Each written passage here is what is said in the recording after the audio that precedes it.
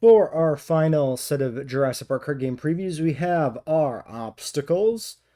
These come in the form of Chaos 4 obstacles and Chaos 5 obstacles, where Chaos 4 obstacles are the obstacles that can generally delay victory, and Chaos 5 obstacles tend to be disruptive without directly delaying victory for the opponent, that is. Now, I previously mentioned obstacle subtypes. These come in the forms of accidents, behavior, and sabotage obstacles. Those are the three main types, plus disease obstacles, which are a fourth, less common type. During your turn, you can play one obstacle, and you can't play obstacles on your first turn. So these only come into play turn 2 and onward. Typically, obstacles will cause escape attempts. Well, if they're 4 chaos obstacles, they'll typically cause escape attempts. As you can see here with Asset Out of Containment. The screenshot here is a high-res, color-corrected version of the Asset Out of Containment scene from Jurassic World, the only time after the Lost World where we see Pachycephalosaurus. And this causes an escape attempt, and then if the escape attempt actually succeeds, the animal gets out, then it moves itself to an adjacent paddock. Kind of a niche card, not exactly it's not an escape attempt card you would typically want to like target, but if you're looking to disrupt the ordering of the opponent's cards, it can be pretty powerful. There's a lot of other options for escape attempts. So this is kind of something that, like, one of the things I was thinking about kind of going into 4.0 is like, how do we further diversify these? And this is actually kind of still an open question, because I can see us running into an issue where we've kind of touched on almost every possible way for an animal to escape. But not a problem in the current 3.0 version. We have, I should say, you have 11 Chaos 4s and 11 Chaos 5s. So that is 20 regular obstacles and 2 headliner obstacles, 10 for each number, plus a headliner for each number. So yeah, Clever Girl. Obviously, this was going to be a card. Come on. Another escape attempt card. This one has the added effect: if the escape succeeds, it trashes a random employee in the same park. You know, the dinosaur escapes from its pen and eats one of your employees. Containment Breach. There's going to be a lot of these, it makes an escape attempt and if it succeeds type cards. So species makes the escape attempt. If it succeeds, then it goes into an adjacent paddock and frightens the animals there so that those animals don't produce income when they're toured that turn. The animal doesn't stay, conceptually, the animal doesn't stay in the adjacent paddock. Like you round it up and put it back where it belongs, that kind of thing. So, Corporate Espionage is at least a 4 chaos card that isn't an escape attempt. Essentially, the way this works balance-wise is these 4 chaos ones are essentially always escape attempts or economy drainers. So Espionage is a economy drainer. So this counters the secondary victory condition of having 50 revenue in the bank, whereas the escape attempts counter the primary victory condition of exhibiting 15 fame in your park in the same turn. If a dinosaur escapes, that's not exhibited, and it doesn't count for your fame total. So, I should also mention this. So these ones here, these ones have just game text, right? They just say target species, target species, target species. This one says instant. And the way this works is when you play an obstacle, like Containment Breach, you will play that on an animal in an opponent's park, and it will be resolved during that player's turn, right? This doesn't happen immediately. There is part of the tour phase is testing for breakouts. That's why this is not instant. Corporate Espionage is instant, which means the second you play this during your turn, you immediately resolve it. Whereas you would play Containment Breach during your turn and resolve it during the opponent's turn. So that's the difference there. There's also persistent obstacles, which stay in play. after, you play it, and then it's played to the opponent's park, and it stays there. It doesn't go away, whereas a obstacle like containment breach goes away at the end of the player's turn. So this would be in their park for one turn. They would resolve it during the tour phase and then clear it at the end of the turn. This would be played, resolved, and cleared immediately, and then a persistent would be played. It would continue to resolve every turn until it's cleared by an external effect. So this is a card designed very much to punish people who are hoarding revenue, going for the 50 revenue victory, in that it drains 2 revenue for every 10 they have saved up. So if you are playing this against somebody who's not hoarding money, you're probably not going to drain that much from them.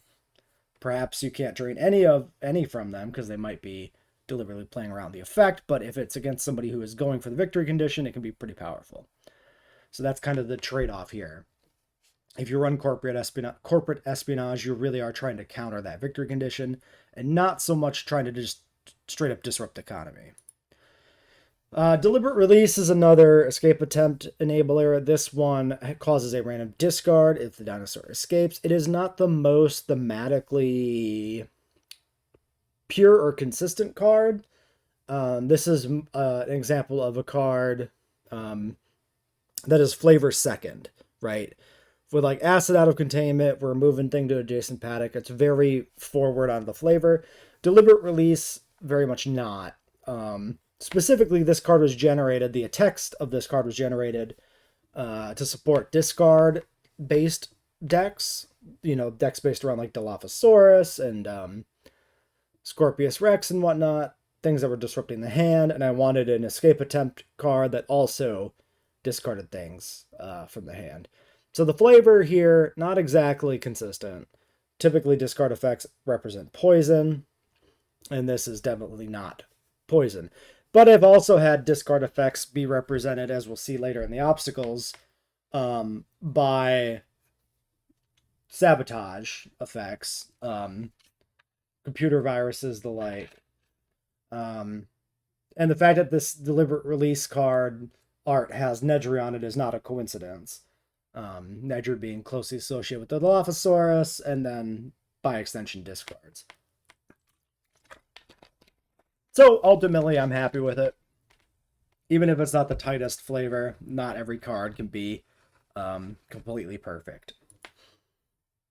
Disgruntled Employee. A lot of the sabotage cards are going to feature Nedry, of course, as the premier saboteur of the franchise.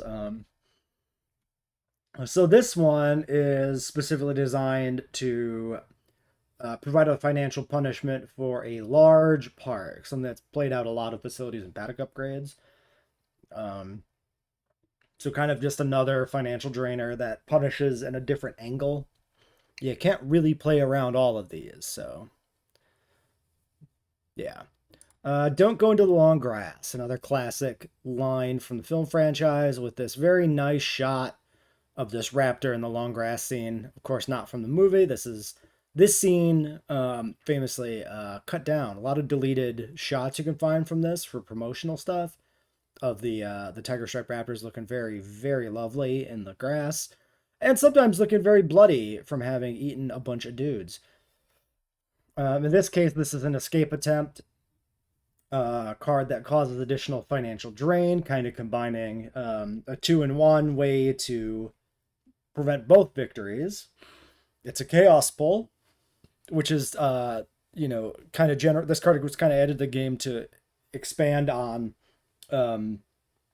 chaos pulls outside of chaos effects, which were always part of the game, but just kind of ended up being a little underrepresented as more cards were generated. The idea with the flavor here is that, you're losing money because the animal has escaped and eaten some sort of hired gun in the park, essentially. Not a core employee, but like some contractor or something has been eaten. So you have to pay out, insurance or something. Feeding frenzy. Carnivore makes an escape attempt. So this one specifically targets a carnivore, which we haven't seen before. Most of these other ones have been generic targeted species. This is a targeted carnivore. So the effectiveness of this is, of course, going to be dependent on the opponent having a carnivore. Now, all starting species in the game are herbivores, and all headliner species are carnivores. And that is by design to make sure that anything that specifically targets carnivores or herbivores could always have a target. Now, of course, you don't need to play your headliner species. But with the way victory works, you have to play a species. It has to go through an entire cycle of turns before you calculate your fame during your next turn, which means there's always an opportunity for a card like Feeding Frenzy to have an impact against a headliner species before that headliner wins the game. Of course, you can also win the game without ever playing your headliner, so there is some, some possibility that this will be a dead draw, depending on what the opponent's doing. So yeah, this makes an escape attempt.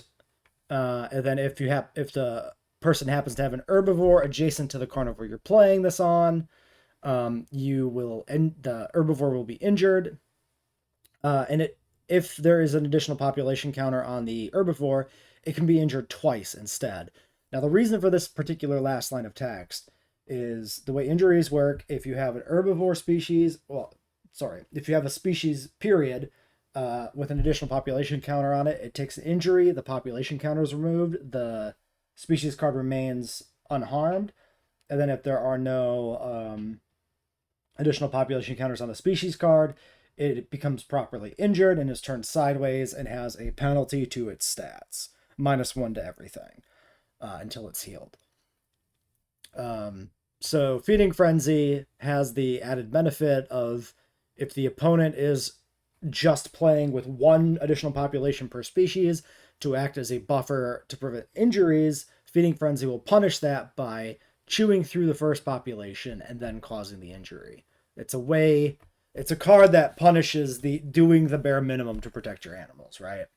Of course, very conditional with the carnivore targeting an adjacent herbivore, but again, it's also something that interacts with the particular layout of your park, the choices you've made for where you've placed your paddocks, so that's just fun conceptually to have cards that interact with that. Fences are failing. Target species makes an escape attempt. All species in the park are +1 security. So this is kind of another riff on the way these escape attempt cards can function. This one does not have an effect that happens when the escape succeeds. It has an effect that is applied continuously while it's in the park. So you play Fences are failing on somebody's park, you pick the animal in the park that's going to make the escape attempt, but all animals in the park have their security ratings increased because the fences are failing in that park. And then until this is cleared at the end of the turn, it will apply to everything. So if this is a card that is much more impactful in conjunction with a certain type of obstacle we'll see shortly, which are hidden obstacles. There are obstacles that can be played face down and then they don't trigger until a condition is met later.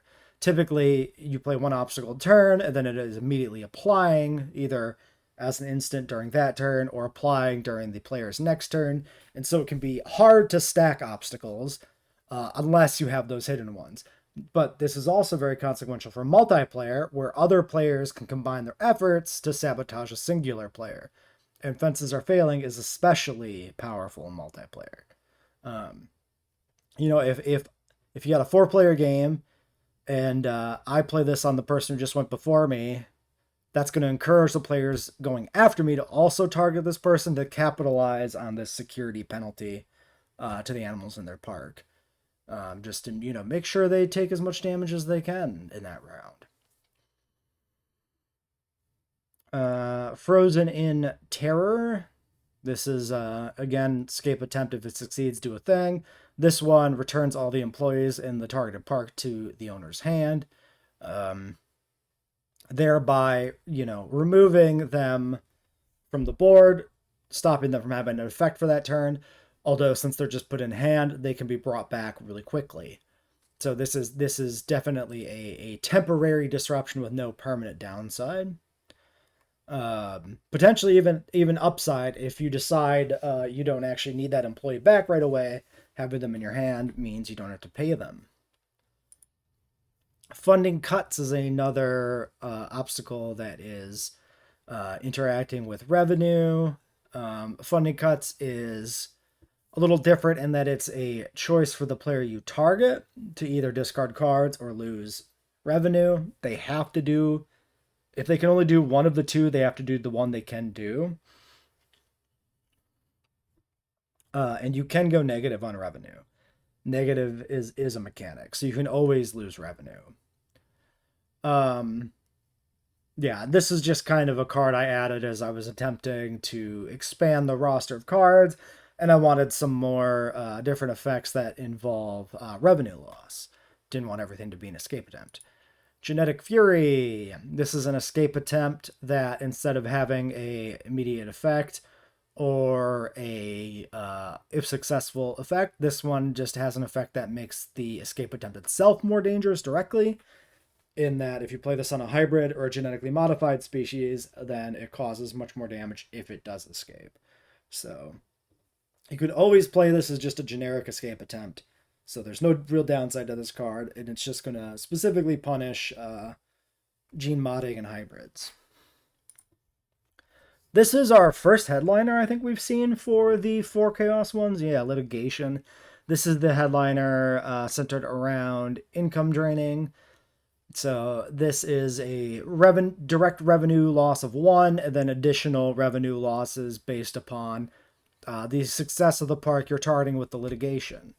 So if they have a lot of fame, putting them close to the fame victory, they're going to lose more money, which is kind of an interesting effect in that, you know, those are the two separate win conditions. So the closer they are to winning one, the more you punish the other secondary win condition.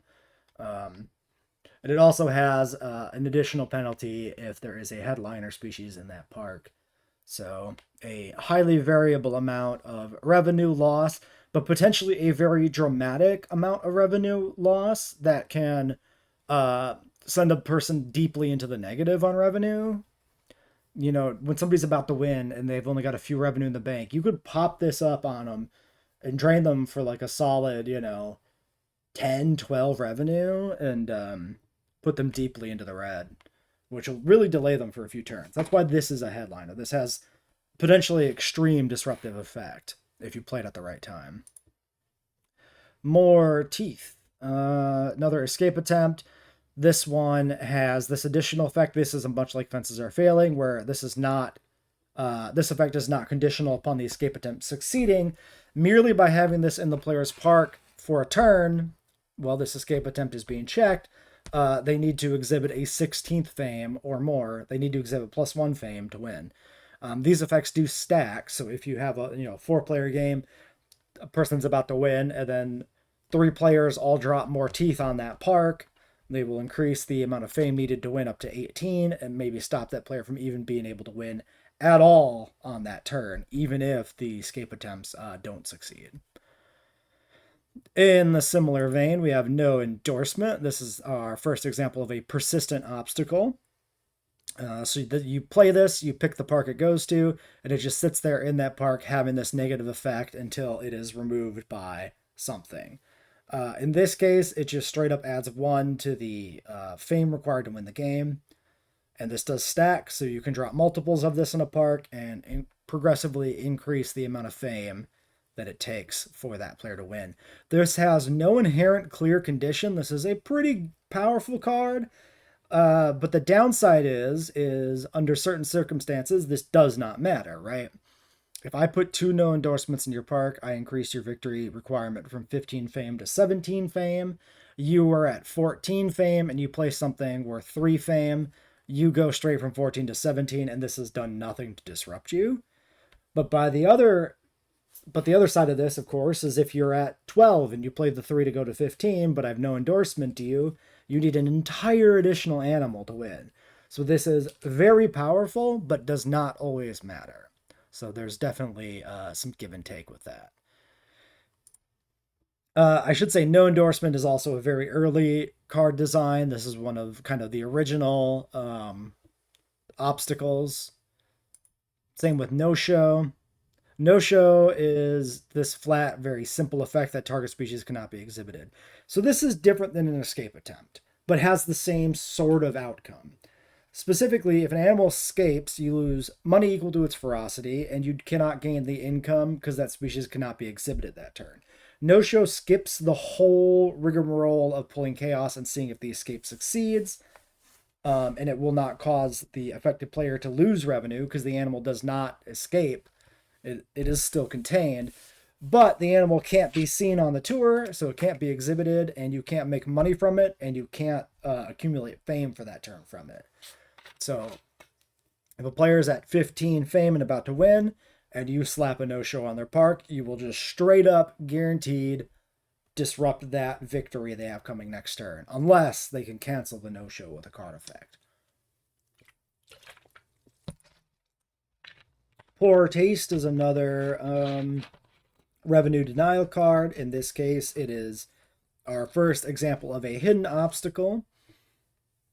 So hidden obstacles are played the same way you play a normal obstacle, except instead of them going directly to another player's park or being resolved and discarded, they go to your park face down. You don't announce what it is. You just say, I'm playing a hidden obstacle.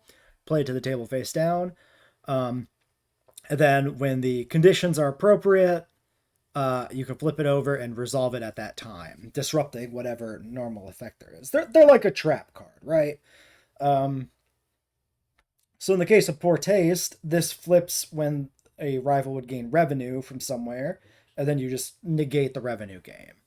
So this can be can negate the revenue gain from exhibiting a particular species, or negate a revenue gain from a card effect. Just straight up. So this is, typically revenue gains are not massive. They're in the range of like 1 to 3 or whatever per gain. But this can particularly punish breeding strategy, where you've got a lot of additional population tokens on a single animal, gaining a large amount of revenue from a single source like that.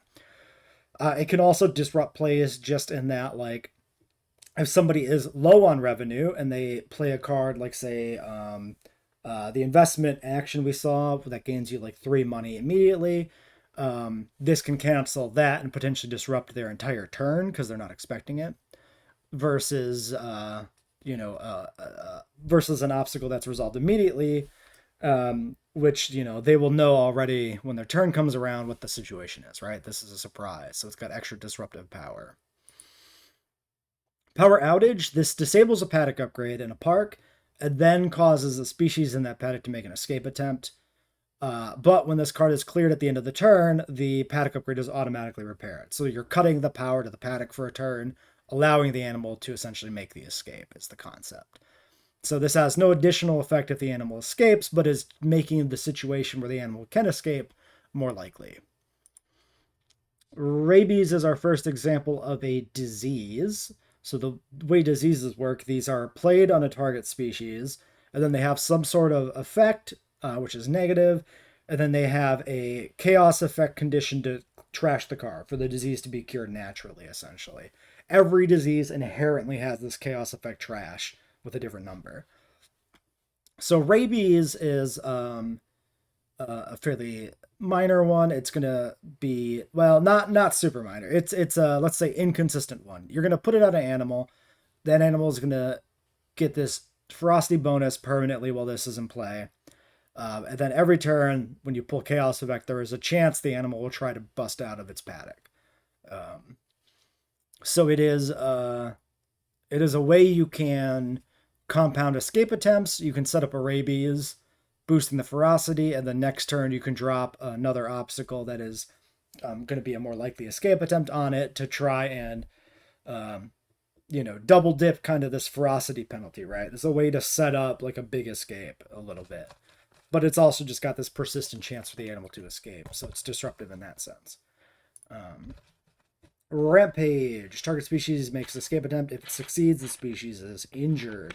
Rampage exists specifically to play into injury builds, decks that are running a set of obstacles that are specifically targeting injuring animals. So typically these would be not coming from escape attempts, so this is a way to kind of double dip to support your disruptive strategy of injuring animals while also causing escape attempts. Riled, another escape attempt with a succeed effect. This one discarding an upgrade. Not a coincidence that the picture is the Rex breaking out of its paddock. The concept here, of course, the animal escapes from the paddock, damaging it on the way out, breaking down the fences or whatever, and that's why the obstacle is discarded. Not disabled, straight up discarded from play. This should be trashed. Terminology-wise, I should say if the escape attempt succeeds, trash any paddock upgrade in the same paddock, but the terminology is out of date there. Not going to fix it. It's relatively minor. Trash versus discard are the same thing. It's just a flavor thing. So, the San Diego incident, another headliner. Of course, the choice of this significant event in the Jurassic timeline, negative event in the Jurassic timeline, being turned into a headliner is intentional. The San Diego incident, you're targeting a animal in an enemy's park, and then you're just applying this plus security double ferocity penalty to it to make sure that if it does escape, it causes as much damage as is possible. Which makes a lot of sense for a T-Rex escaping into San Diego. Scathing review. This is a persistent income drainer, causing you to lose a revenue every turn. But this comes with its own chance to be removed from play with this chaos effect here to trash it. The idea being that, you've got some prominent figure, i.e. Jeff Goldblum, who has given a negative review to your park, and your income level is down because of that until people kind of forget about the negative review and it leaves play. We have Stampede, another headliner. This is going to target a park, and every herbivore in that park is going to go ballistic and try to escape. So if they have a park that is centered around herbivores, then this might be extremely damaging to them. But it could also be a bit underwhelming if they are carnivore-centric. But typically carnivores are riskier anyway, with higher ferocity and security ratings, and marginally more negative effects that interact with them. So Stampede serves to kind of patch up the gap of thinking that herbivores are going to be safer, essentially. Sudden attack. This is a hidden escape attempt enabler, allowing you to double up on escape attempts. You play the sudden attack ahead of time, face down. You can even play 2 of these into your park face down, and then you can play something like fences are failing to provide that security penalty to everything in the same park, and then suddenly flip your sudden attacks as well, and have a whole bunch of potential escape attempts to suddenly very strongly disrupt somebody. It is kind of a crucial piece to making fences are failing and when dinosaurs rule the earth, which we'll see shortly, deadly in single player as well as multiplayer. Swarm. Swarm species makes an escape attempt and gets a ferocity bonus for every additional population. Serves as a card that penalizes breeding too much additional population on something. It is also just thematic with the compy swarm here. Trample. Trample is an escape attempt that targets specifically an herbivore. The herbivore escapes. If the herbivore escapes, it destroys a facility in that park. It is kind of a gap filler, filling in the gap of destroying facilities, kind of a counterpart to Riled, which destroys a paddock upgrade. And it also fills the gap of having a escape attempt card that targets specifically herbivores. The idea here being that the herbivores are, generally speaking, larger and bulkier than the carnivores, especially the sauropods and like the oversized Lost World Stegosaurus, so that if they escape, they can potentially just trample like straight through entire buildings, wrecking them irreparably. So that's the concept. Vehicle breakdown. So vehicle breakdown, the original concept for this card dates from before headliners were even a thing. Vehicle breakdown ended up just being a generic obstacle in the early versions of the game. And it proved itself to be like incredibly powerful, very good. And so it was nerfed by making it into a headliner when that was introduced as a mechanic, and it's been nerfed further since then. So you play this on a park, and then you straight up stop every animal in the park from being exhibited except for one that the owner of that park chooses. The owner chooses the species specifically to make this card less powerful. And the most recent nerf to it is preventing all escape attempts in that park as well. The concept here being that the tour cars in this park have broken down outside of this particular exhibit. That's the only exhibit that actually gets successfully exhibited on that turn of the game.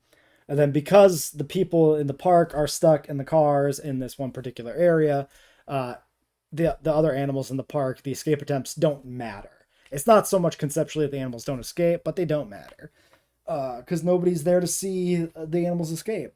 Now, thematically, that's not quite appropriate, right? If a Stegosaurus breaks out and nobody's there with trample, it should still like destroy a facility, but whatever. When a tree falls in the woods, if nobody's there, does it actually happen? That kind of thing. So yeah, this, much like no show, acts as a way to completely disrupt the capability of a player to win for a turn by fame, and so that's why it was so powerful. And furthermore, it can act as a very powerful economy disruptor by stopping all the secondary species in the park from being exhibited. Just they will only gain money from their most valuable species if that is their goal, right? Because they get to pick which one gets exhibited. So a very powerful card. It has to be a headliner. Maybe not the most thematic concept for a headliner compared to like the San Diego incident's like iconic thing, but in terms of power level, yeah. And just I really like the concept for the card, which is why I never wanted to like get rid of the card. The vehicles breaking down is iconic to the first film, and just the effect ties very well into the theme of the card, I think. Another headliner is Welcome to Jurassic World, a kind of deliberately cheesy line from the end of Fallen Kingdom, but perfect for a card concept. And getting the iconic shot from the end of the film where the King of the Jungle is being roared at by the new King of the Jungle. It's great. So target species and all adjacent species make escape attempts. The idea being here that the animal has busted through a fence into another animal's enclosure, and now that animal can also escape, kind of referencing the T-Rex breaking through the lion enclosure here at the end of the film. This is the case of iconic line, iconic imagery, let's make a card out of it, and then immediately like, oh, obviously it just does this. Done. Very, very easy to come up with. When dinosaurs ruled the earth, I mentioned this before, this is the counterpart of Fences Are Failing. This one makes all species in that specific park, +1 ferocity. So it acts very well in conjunction with Fences Are Failing in multiplayer. Player 1 could play Fences Are Failing, player 2 could play When Dinosaurs Ruled the Earth, and then that's 2 escape attempts and +1 security and +1 ferocity to both animals and can do escape. Combine that with a few sudden attacks, and then you can like really just ruin somebody's day. When you gotta go, another iconic line and moment in the film had to be an obstacle, of course. This is like a smaller, less disruptive version of the San Diego incident. The animal makes an escape attempt, and that animal has boosted security and ferocity. It works well actually with When Dinosaurs Ruled the Earth in multiplayer, because you're combining these stacking penalties / bonuses to security ferocity, which are negative stats in a sense, right? To cause as much damage as possible. And that is the last Chaos 4. So I believe there were 30 or 31 of these. Essentially I believe the goal for release was probably 30. And so there's essentially like one Dominion Plus card that snuck into one of these categories. But like the way the design was going is they were bleeding over. Like I was, trying to get the release, what was originally planned to be the full release instead of now the alpha, like done in the time window leading up to Dominion, while I was also starting to spitball stuff for Dominion. So, there's crossover there. All right, let's move on to the Chaos 5s. So the Chaos 5 cards are disruptive without directly countering victory conditions. So these are not escape attempts, uh, not substantial econ drainers. There are minor economy drains in here, but things that aren't really going to probably stop a player from winning, right? So first and foremost, we have work stoppage. This is a hidden card. So you play this, you keep it face down, and whenever you decide you want to pop this during a rival's construction phase, you can, and then it stops them from doing anything in that phase. So this you flip this, and it's going to stop them from playing facilities, paddock upgrades, and hiring new employees for that specific turn. Obviously, a card that has to be completely reworked going into beta/4.0 because the construction phase doesn't exist in the new rules. White Rabbit Object. This is a persistent obstacle. You're putting this on a facility or paddock upgrade and disabling it until this card is removed from the board. And then if this card is removed, it's instantly repaired. Typically, a disabled effect would not include its own method for repair.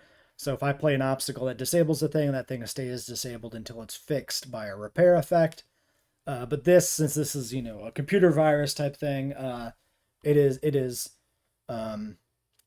its own repair source. All you got to do is clear the virus and the thing will come back online. Our first headliner out of the 5 chaos is Ken Wheatley. So,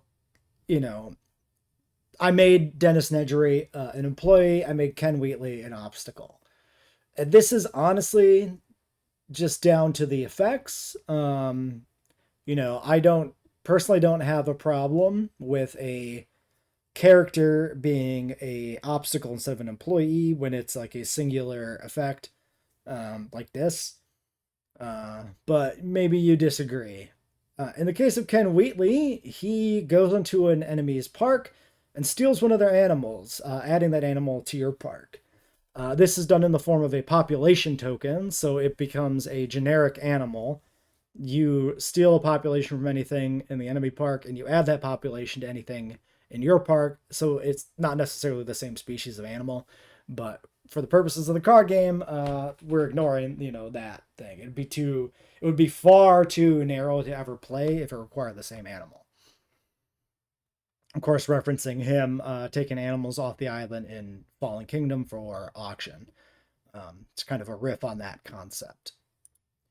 You know what? You can also argue that he's like an external contractor that you're hiring for like a singular job, which is why he's like an obstacle. I think it's fine. West Indian Lilac, we've referenced this before. This card is directly stopped by Ellie Sattler.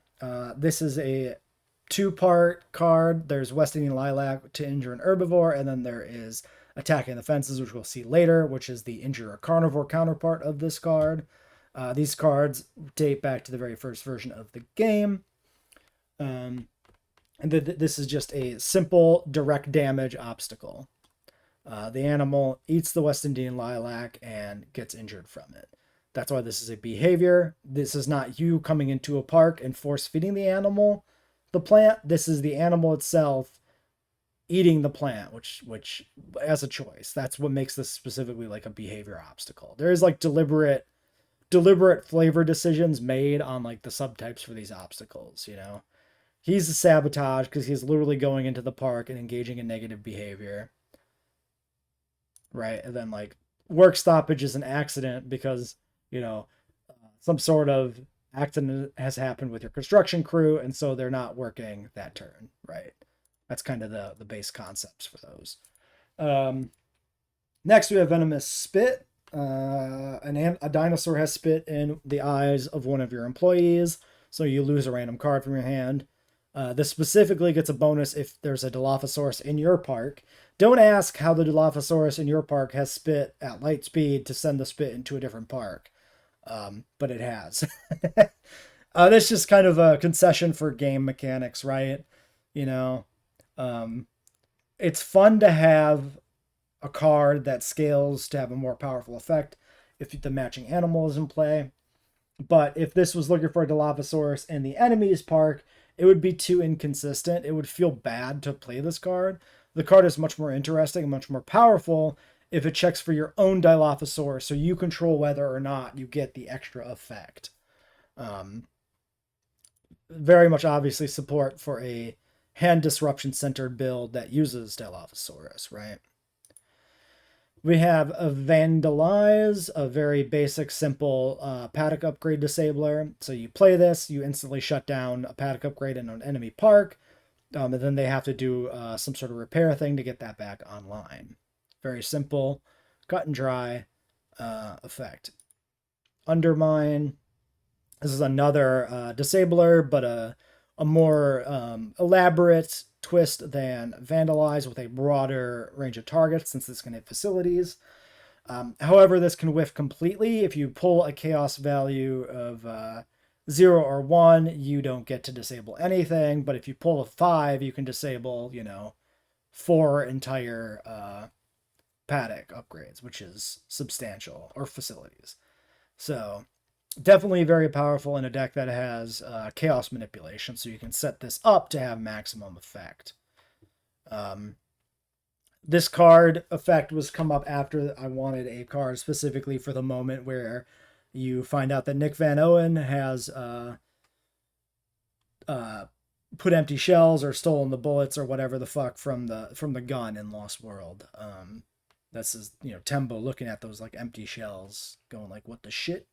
Who did this? Testing the fences for weaknesses, again referencing iconic dialogue from the first movie, and the T-Rex sticking his little paw here on the fence.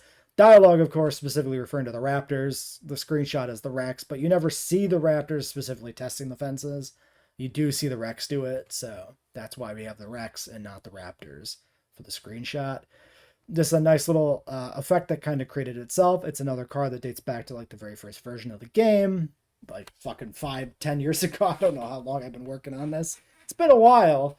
And yeah, this is just gonna, make an animal more dangerous without causing an escape attempt. So this doesn't directly delay victory, but will make that animal prone to escape in the future by making it, more likely to escape.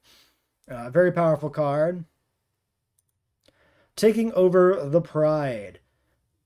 This is going to be, you play this on a species, and then that species loses all its additional population tokens beyond the first 2. And then you can play another obstacle after that.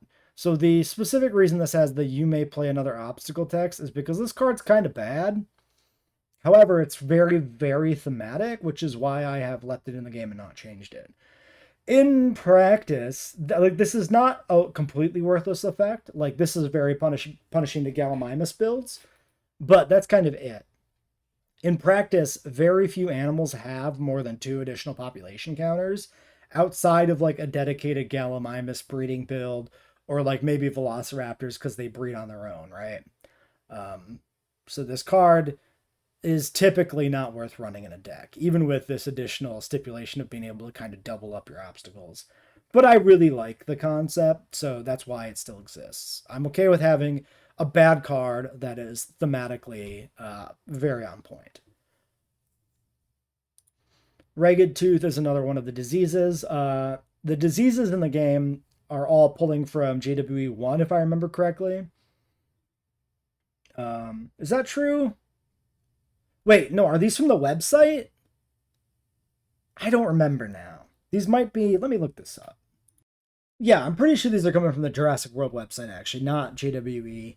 I was just thinking JWE because there is overlap between those diseases.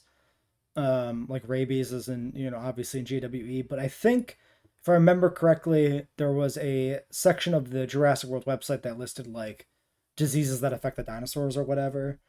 So ragged tooth is like a tooth infection or something in carnivores. Grab this shot of, is this Echo? I think this is Echo, because Echo has like the face scar and then like a missing tooth where the scar is, I think, is the logic here for ragged tooth. So this is a card that's disease, of course, so it's got the chaos effect to trash it. It's persistent. You just play it on animal, it provides some effect. In this case, it reduces the animal's income and ferocity, setting them both to exactly 1. An effect that sets something equal to a number overrules any pluses or minuses to that number. So if you wouldn't boost the ferocity of the animal, it still stays at 1 always. So the idea here is the animal's got a toothache, so it is sedentary. It is not being aggressive, and it is not being interesting to the visitors. So the visitors see this sick animal.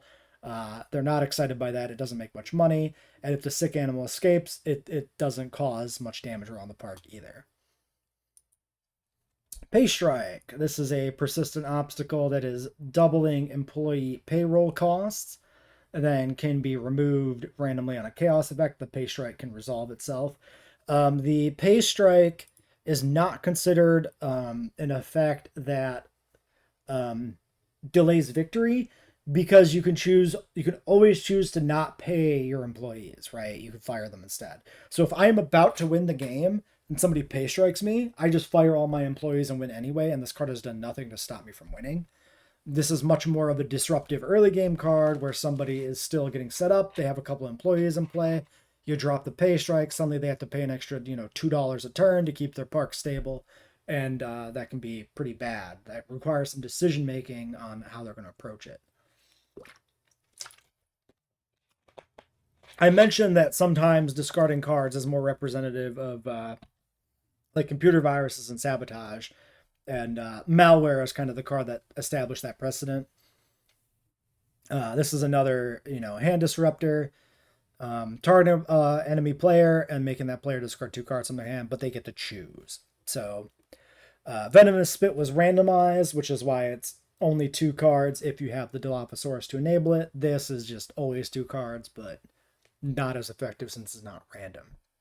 Also, part of the thematic reason that like computer virus type stuff is discards is because it's like digital poison, right? Like poisons, viruses, be they physical or digital, are card discards. It's kind of the joke there, almost in a way, right? Major delays. This card completely changed. The original version of this was a card that was hidden. You flipped it when a player won, and they just couldn't win. That victory thing was canceled for a turn, right? So they have 15 fame. You flip major delays. They can't win. It's cleared at the end of the turn, and the next turn they can win with their 15 fame. I never liked it. It was very lazy. Just like, no, you can't win is just like such a dull card effect. There's no counterplay, like anything. An escape attempt has things that interact to stop it. It's a chance.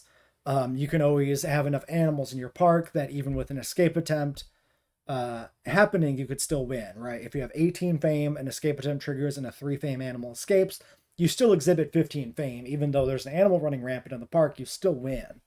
But major delay is just automatically stopped all victory conditions. It was like really, really boring. So it got reworked. This is the current version of it, reworked after previews happened. It's still hidden, and then you flip it when there's a facility or paddock upgrade played, and that new facility or paddock upgrade comes into play disabled. So this is a way to immediately take out a facility or paddock upgrade when it's played, but it's got a downside versus like vandalize in that once the card has been in play, like if major delays comes in after the card is already played, it can't stop it, right? Major delays has to be in play first. You didn't say the magic word. Of course, this also had to be a card. This is another hidden one. So this is a card draw denier. So you flip this over whenever somebody would draw some cards from a card effect, and then that just negates that draw effect. Because they didn't say the magic word. This can't negate the regular draw for turn, since this specifically says draw cards from a card effect, and your regular draw 2 per turn is not a card effect. So it's a kind of a niche card. I probably would never play this in a deck unless I was running the Dilophosaur discard package, in which case there would be some good benefit to denying any additional draws if I'm centered on discarding cards anyway, right? Hurricane, a headliner. Of course, the Jurassic Park Hurricane had to show up in the card game. That's a very significant event. Obviously, hurricanes are a recurring theme in like video games, like Jurassic World Evolution, where they're a disruptive event. So this is kind of riffing on some balance from Magic the Gathering, specifically, is what this is riffing on. So this is saying everybody in every park in the game has to pitch assets until the total assets in each park is equal. So if your deck has Hurricane in it, you know that, and you try to play as few assets as possible so that when you get the Hurricane, you can punish the players who have sort of overextended themselves, right? Very powerful effect, a very broad board clear, but does kind of require you to slow your own roll to maximize the effect of it. Genetic abnormalities is a counterpart of work stoppage. This one is just canceling the cloning phase for a turn. Same deal. Play it face down. Flip it whenever you feel like at the start of a cloning phase. Skip the cloning phase. So this is going to stop a person from playing a new species or cloning additional population for a species on that turn. Can be kind of effective in an injury deck, right? If I am trying to injure a species and I play an obstacle to injure it, and then the opponent's turn comes up, they can breed a new population to continue protecting it. But if I have genetic abnormalities in play, I can injure a species, removing like the last population token, and then pop the genetic abnormalities, skip the cloning phase, and then play another injury on that animal on the subsequent turn to actually injure it, right? So kind of like Magic Word, this is not going to be a typically powerful event. This is going to be something you want to play specifically in like a direct damage type build. Gastric poisoning is another disease. This one is herbivore specific. You pop this on an herbivore, that herbivore becomes injured. Either a population dies off or the species card itself becomes injured. It gets -1 fame and cannot be healed as long as this is attached. So it acts as a bit of a fame denier. So there's an argument, I think, for this being like a 4 chaos instead of a 5, because it can delay victory, but a conditional -1 with a chance to be removed is like just riding that line between whether this is genuinely able to consistently delay victory or not. And so we kind of just put it in as a chaos 5 instead of a 4. And then yeah, when you get the chaos effect to remove the disease, it also has the added effect of healing the animal. If this is removed, if the disease is removed by artificial means, by another effect, then you don't get the heal. So maybe there's a world where the heal effect should be connected to this being removed instead of the chaos effect trigger, but this is the version that exists in alpha. This is the version we're going with.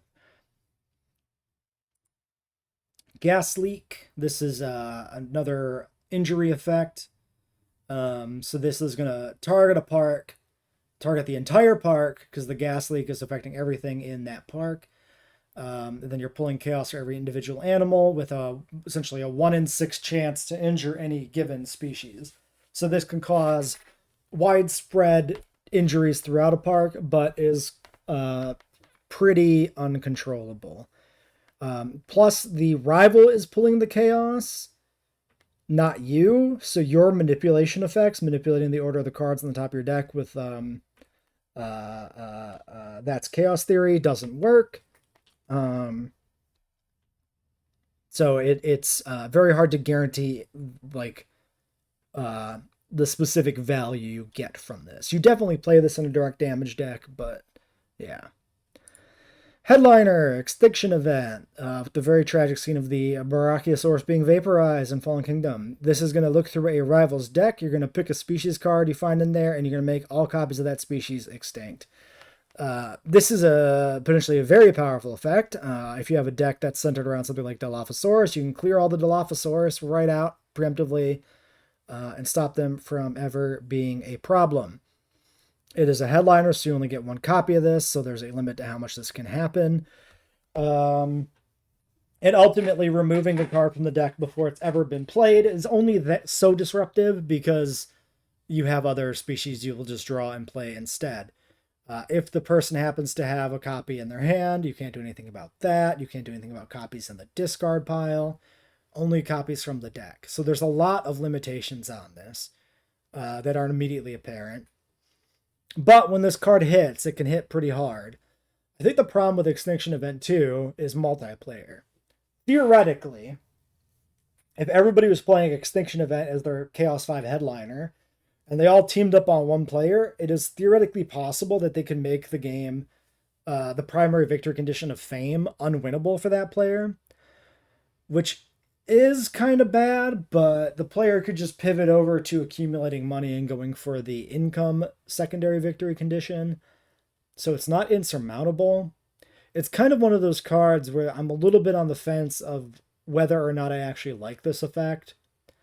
It might be something that could use some rework, but this is the form that is going to exist in the current game. This was a newer headliner, cooked up, in the Dominion era, essentially, which is why, this effect is something I'm not completely sold on, right? Need to see more of this in action to fully decide, but this is the version that gets released into alpha, which, as I've said before, is not properly fully play tested anymore. Essence of Chaos, another hidden obstacle. This is just a way to counter somebody countering an obstacle. It's a counter spell, essentially. If you've got a build that is really centered around some sort of persistent obstacle, especially, this is a very good way to protect it and keep it in play. DX Prion Disease from the Lost World novel is our disease headliner. This is the only disease that is a headliner.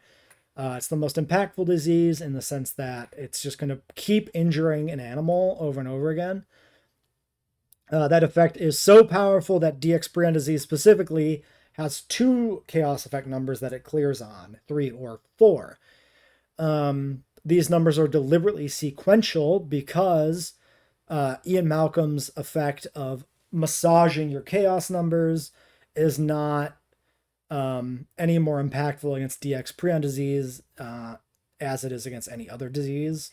Turning a 3 into a 4 does not improve your odds of clearing the disease, right?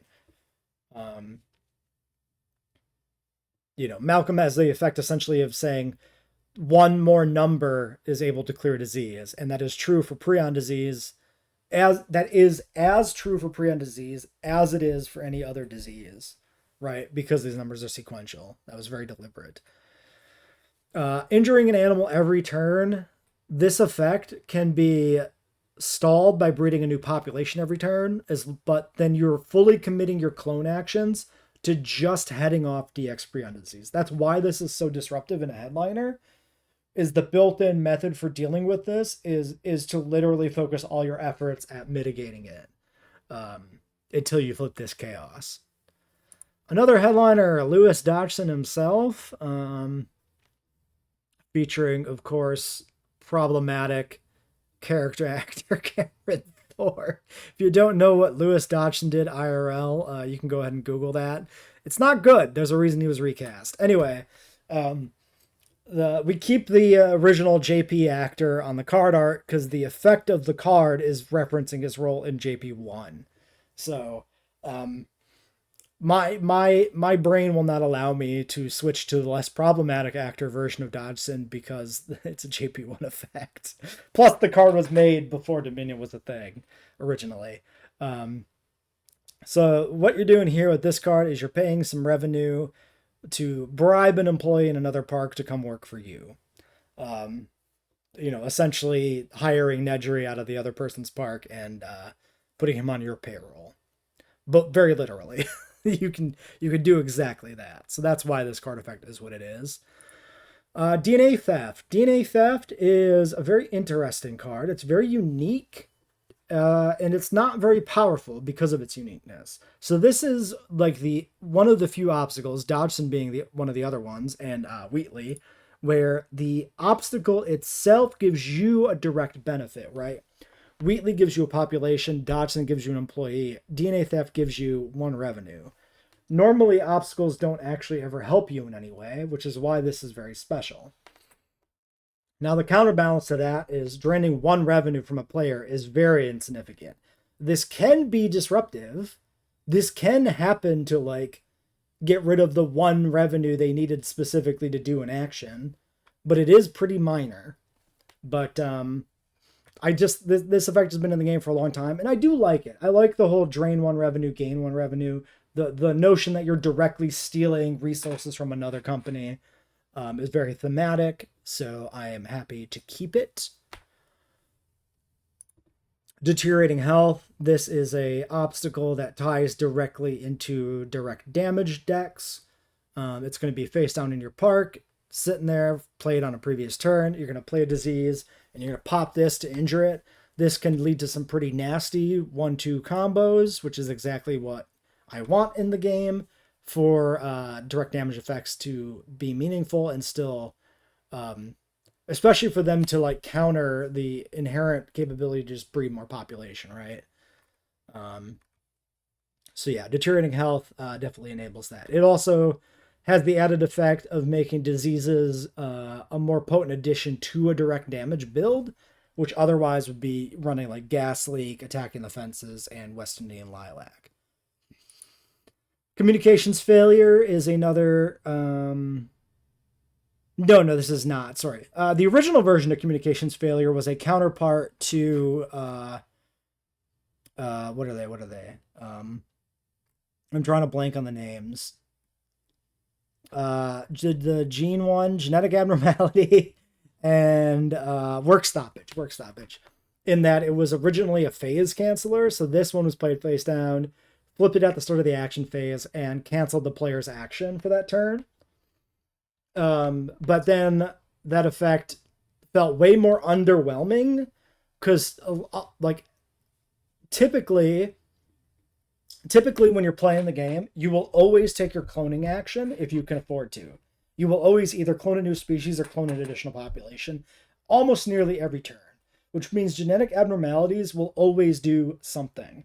To a lesser degree, you will try to take your construction action every turn, but it's generally harder to afford that, and you don't have a default construction action like breeding population, so there are times when you just can't take a construction action. But construction actions are still common enough that work stoppage was pretty okay.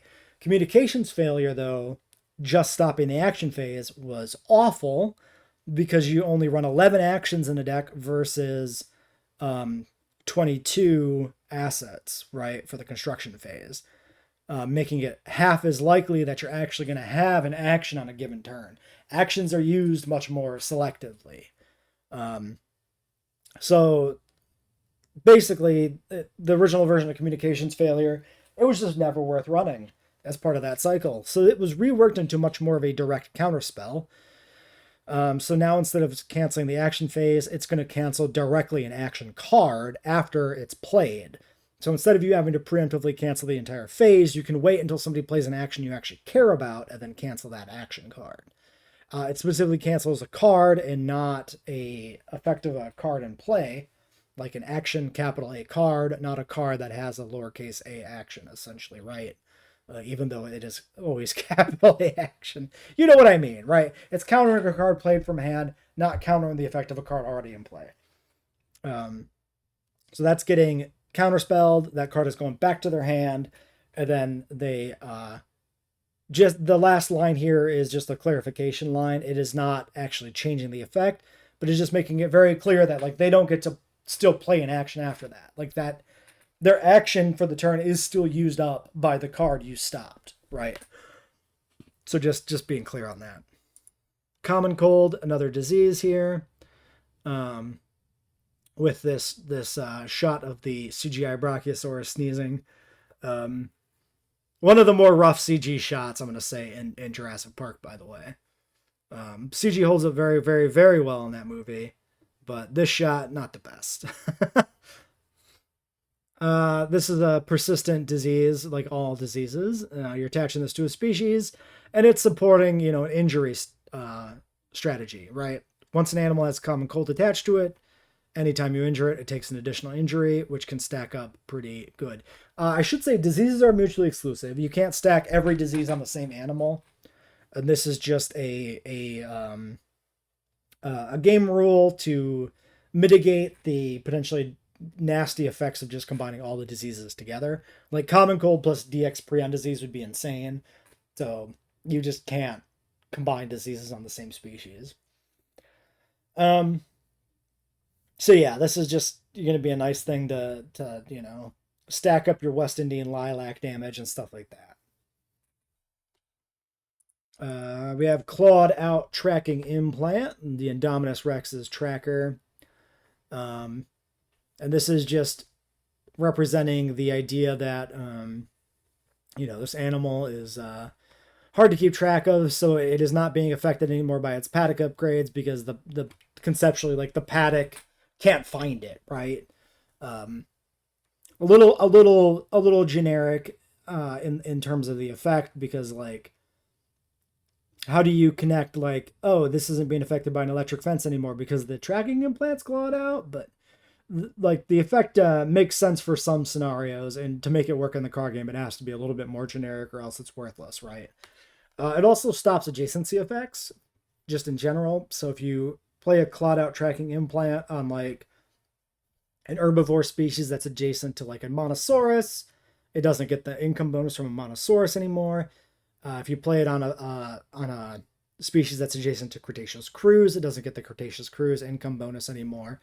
So you could shut down a lot of adjacency effects with this.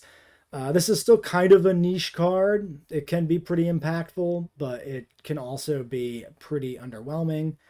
Not my favorite concept for a card here, but the tracking implant getting clawed out is definitely the kind of, like, dinosaur behavioral thing that's in the films that I want in the card game. So it's very much a case of, like, trying to find the perfect way to represent this effect, right? We have the butterfly effect, not the movie, the concept, with the impact tremor in the cup here from Jurassic Park. And this is a negative chaos modifier, kind of the opposite of Malcolm. Malcolm allows you to massage chaos up. This allows you to reduce another player's chaos back down. So this can directly counter Malcolm's effect, or can be used, like in conjunction with the disease to help make sure that the disease stays in play. Well, not that one, because that's chaos effect 0, but, to help make sure the disease doesn't get countered, right?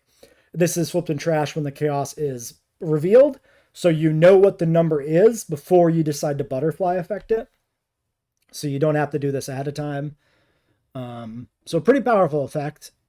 This is like your quintessential hidden obstacle, in that you're playing it, you're holding it in play to combo with another obstacle later and improve the effect of it or protect it, right?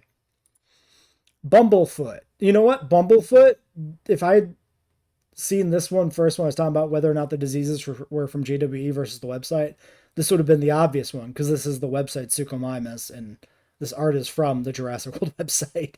Bumblefoot is like a foot injury on the animals or whatever, so they can't walk. No good. So yeah, this has the effect of reducing the income of the species and blanking out its game text. Just kind of, some of the diseases are a little bit like fill in the gap, right? Basically, we have a list of diseases, and then it's kind of me trying to come up with an effect that matches the disease, or coming up with a disease effect that I like, and then deciding which of the diseases best matches that effect, right? So Bumblefoot, maybe you don't think this effect is one-to-one with the concept of an injured foot, a diseased foot, but I think it's good enough. That's what I'm saying. Yeah. And finally, we have Attacking the Fences, the counterpart of West Indian Lilac that targets carnivores. So play it on a carnivore, it attacks the fence, it injures itself either because the fence is electrified, or it, like, breaks a tooth or a claw on, like, the metal bars and becomes injured, right? Or in the case of the fact that, like, the injured carnivore loses an additional population token, the animal, like, conceptually, a member of the pack like literally hurt itself so bad that it died trying to escape the paddock, which is not unreasonable. This is a thing that animals can and do. So the original card art for this was Crash McCreary's concept art of the Velociraptors in the original Jurassic Park attacking a chain link fence.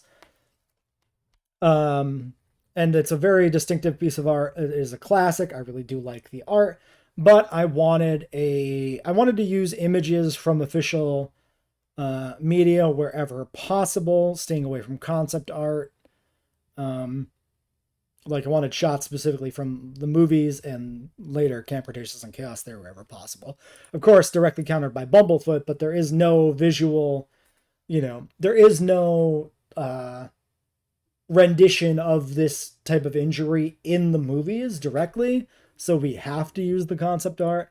Whereas this shot of the raptor in Jurassic World pushing its face into the fence in the raptor paddock does a really good job of capturing the idea of attacking the fences, of the raptors attacking the fences systematically, looking for weaknesses when the feeders come. So yeah, that's why I switched the card art.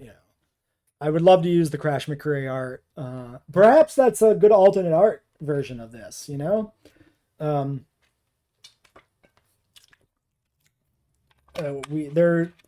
there was an intent to have alternate art versions of the species cards so that you could use whichever film design you like the most to represent the same species, right? You could have a hideous, disgusting Jurassic World Stegosaurus with a droopy tail and no beak, or you could have the lovely, large Lost World Stegosaurus, and they both would be the same, Stegosaurus card, just different depictions. We could do the same for like Attack on the Fences and have the proper movie art to keep with the emphasis of the card game, but we can also have the alternate art with the concept art. And that could be fun. You know what we could do? We could even make the alternate art, the black and white concept art. We can make the whole card black and white. It'd be like a promo card. That's sick. Should do that. Anyway, that's it for the alpha release. So that's every alpha card. This is 61 obstacles, approximately 30 cards for every number. So that's like 180 cards or something. Probably closer to 200 with some extra stuff. I don't know. Something like that in the alpha release. I actually haven't counted exactly how many cards made it through, but that is going to be the full alpha release. No additional cards coming for alpha. There are plenty of other cards that were planned that just haven't been produced or finalized. And if we ever get to 4.0, then you will see those, and you will see reworks of many cards from 3.0/alpha. And you'll see things like Teratophonius and Peloroplides get cut completely unless they ever get an official depiction of a living animal.